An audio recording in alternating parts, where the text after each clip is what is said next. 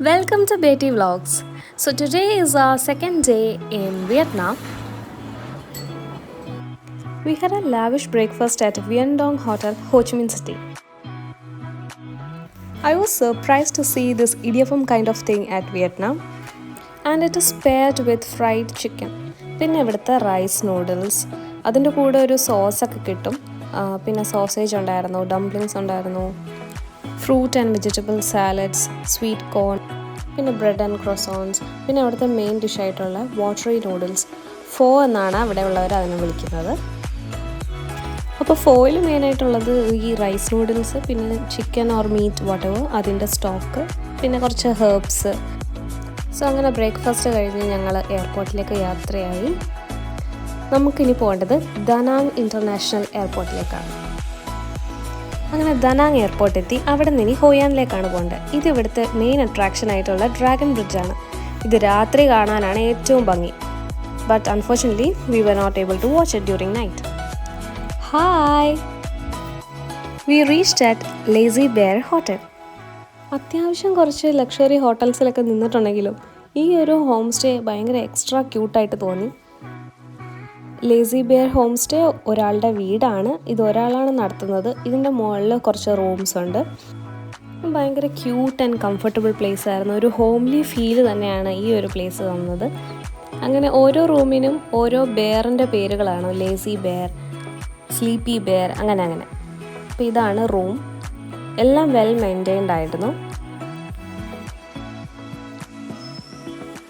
ഈ റൂമിൻ്റെ ഒരു ആംബിയൻസും ഇവിടെ യൂസ് ചെയ്തേക്കുന്ന ഫേർണിച്ചേഴ്സ്, കേർട്ടൻസ്, ഇതൊക്കെ കണ്ടപ്പോൾ ഒരു പ്രത്യേക വൈബായിരുന്നു. ഭയങ്കര ക്യൂട്ടായി തോന്നി.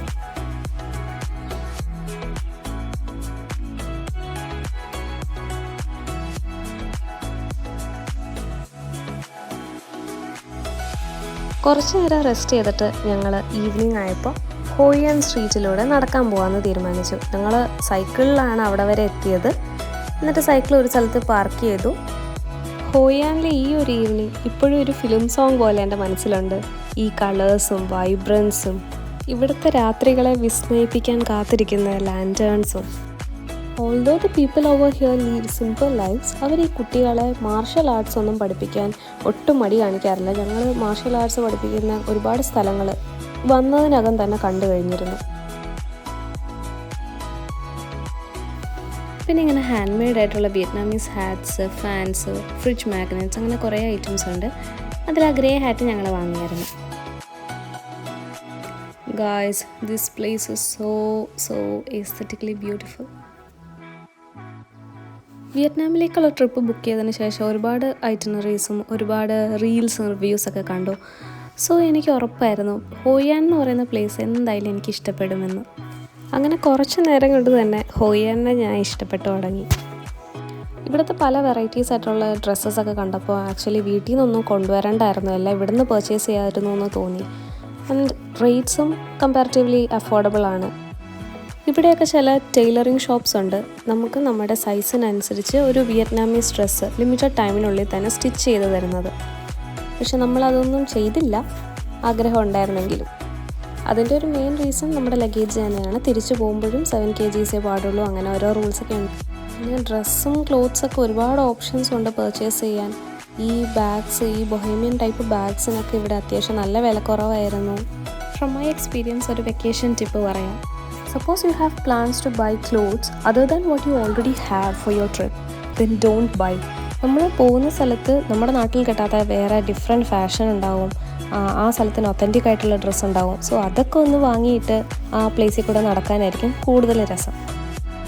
ഇതാണ് മോട്ട്, ഒരു ഹെർബൽ ലൈം ജ്യൂസ് ആണിത്. ഇതിനകത്ത് ലൈം ജ്യൂസ്, ജിഞ്ചർ, കാർഡമം, പിന്നെ എന്തൊക്കെയോ ഫ്ലേവേഴ്സ് വന്നു.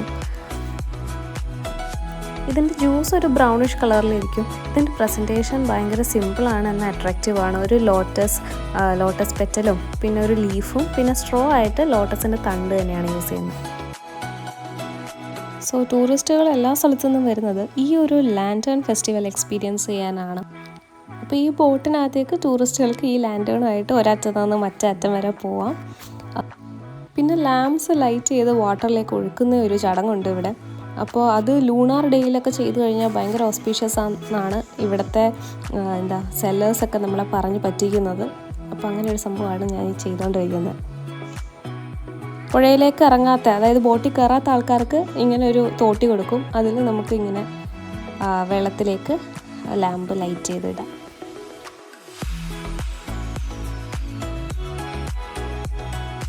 സോ ഈ ഒരു സീനറി മൊത്തത്തിൽ ഇവിടുത്തെ ഒരു വൈബ് അത് പറഞ്ഞറിയിക്കാൻ പറ്റില്ല, അത്രയും ബ്യൂട്ടിഫുള്ളാണ്. ഞങ്ങൾ ഹോയാനിൽ 2 to 3 days ഉണ്ടായിരുന്നു. അപ്പോൾ ഇനിയുള്ള ദിവസങ്ങളിലെ വീഡിയോസും വരുന്നതാണ്. ഐറ്റിനറി പ്ലാൻ ചെയ്യുമ്പോഴേ ഞാൻ ഉറപ്പിച്ചതാണ് ഹോയാനിൽ എന്തായാലും 2 ദിവസമെങ്കിലും മിനിമം നിൽക്കണമെന്ന്. പക്ഷേ we were happy to stay there for 3 days and that was worth it.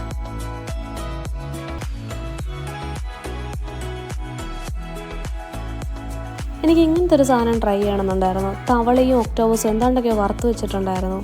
പക്ഷേ അങ്ങനത്തെയൊക്കെ സ്റ്റോൾസും കുറവാണ്. പിന്നെ അവിടെ നിന്നൊക്കെ ഒരുപാട് പേര് വാങ്ങിക്കുന്നതും കണ്ടില്ല. അപ്പോൾ വാങ്ങിക്കാനൊരു കോൺഫിഡൻസ് പോയി. പിന്നെ ഞങ്ങൾ ഇവിടുത്തെ കടകളൊക്കെ ഇങ്ങനെ നോക്കി നടന്നു. റൈറ്റ്, നോക്കി നടക്കാനേ പറ്റുള്ളൂ. കുറേ ഐറ്റംസൊക്കെ ഓവർ പ്രൈസ്ഡ് ആയിരുന്നു. പിന്നെ കുറേ ഐറ്റമൊക്കെ ഈ കൺവേർട്ട് ചെയ്യുമ്പോൾ ഇന്ത്യൻ റുപ്പിയയിൽ നമ്മുടെ നാട്ടിൽ കിട്ടുന്നതിനെക്കാട്ടി ഓവർ പ്രൈസ്ഡ് ആയിട്ട് തോന്നി. പിന്നെ എന്താ, ഞാൻ അധികം ആരും വിയറ്റ്നാമിലേക്ക് ട്രിപ്പ് പോയി എന്ന് പറഞ്ഞ് കേട്ടിട്ടില്ല നേരിട്ട്. പക്ഷേ I think Vietnam as A tourist place ഒരുപാട് ആളുകളിലേക്ക് റീച്ച് ആയിക്കൊണ്ടിരിക്കുകയാണ്. ഞങ്ങൾ വന്നിട്ട് തന്നെ കുറേ ഇന്ത്യൻസിനെ കണ്ടു, മലയാളീസിനെ കണ്ടു. പിന്നെ വേറെ കൺട്രീസിൽ നിന്നും പല ആൾക്കാർ ഇവിടേക്ക് എത്തിച്ചേരുന്നുണ്ട്.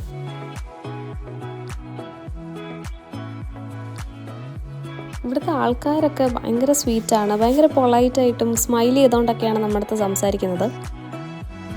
പൊതുവേ നല്ല ജോളി ആൾക്കാരാണെങ്കിലും ഇപ്പോൾ സെല്ലേഴ്സൊക്കെ ആണെങ്കിൽ അവർ പുറകെ നടന്ന് നമ്മൾ അവരുടെ പ്രോഡക്റ്റ് വാങ്ങിയില്ല എന്നുണ്ടെങ്കിൽ അവരുടെ മുഖം ഒന്ന് ചുളിയും, പിന്നെ എന്തെങ്കിലുമൊക്കെ പറയും. പിന്നെ വിയറ്റ്നാമീസ് ഭാഷ മനസ്സിലാവാത്തതുകൊണ്ട് നമുക്ക് കുഴപ്പമില്ല.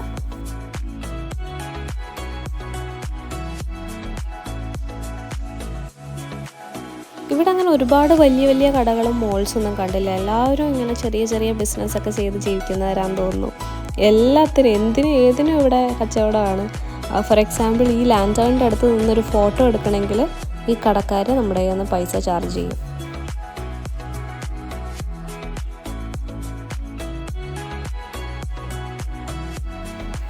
And as a souvenir, I bought a lantern and few fridge magnets, few earrings, etc. കൂടുതൽ ടൂറിസ്റ്റ് ഈ ഏരിയയിലേക്ക് വരുന്നത് ഒരു ഈവനിങ് ടു നൈറ്റ് ആ ഒരു ടൈമിലാണ്. കാരണം അപ്പോഴാണല്ലോ ഈ ലാൻറ്റേൺ ഫെസ്റ്റിവലും ലാൻറ്റേൺ ബോട്ട് റൈഡ്സൊക്കെ ഉള്ളത്. അത് കഴിഞ്ഞ് വേഗം തന്നെ ഒരു 9 to 10 ഓൾമോസ്റ്റ് എല്ലാ കടകളും അടയ്ക്കും. പിന്നെ ഏതെങ്കിലും കുറച്ച് സ്റ്റോഴ്സൊക്കെ ഉണ്ടെങ്കിലേ ഉള്ളൂ. അങ്ങനെ നേരത്തെ കിടന്ന് രാവിലെ എണീക്കുന്ന ഒരു നേച്ചറാണ് ഇവിടുത്തെ ആളുകൾക്ക്. ഇവിടെ മിക്ക ഹോട്ടൽസും റെൻറ്റിന് സൈക്കിൾസും സ്കൂട്ടറൊക്കെ കൊടുക്കും. അങ്ങനെ ഞങ്ങൾ അവിടെ നിന്ന് റെൻറ്റിനെടുത്താണ് സൈക്കിള്. ഇവിടെ ട്രാഫിക് ഇല്ലാത്തത് കൊണ്ട് തന്നെ ഓടിക്കാൻ വളരെ ഈസിയാണ്. പിന്നെ ഞാൻ 2nd സ്റ്റാൻഡേർഡിൽ പഠിക്കുമ്പോഴാണ് ലാസ്റ്റായിട്ട് ബാലൻസിങ് വീലില്ലാത്ത സൈക്കിൾ ഓടിച്ചത്. പിന്നെ ഓടിക്കുന്നത് ഇപ്പോഴാണ്. ആദ്യമൊക്കെ ഇത്തിരി പേടിയുണ്ടായിരുന്നെങ്കിലും പിന്നെ ട്രാഫിക് ഇല്ലാത്തത് കൊണ്ട് കുറച്ചും കൂടി ധൈര്യമായി. So that's all guys. Wait for Hoi An Part 2 coming soon. Bye bye.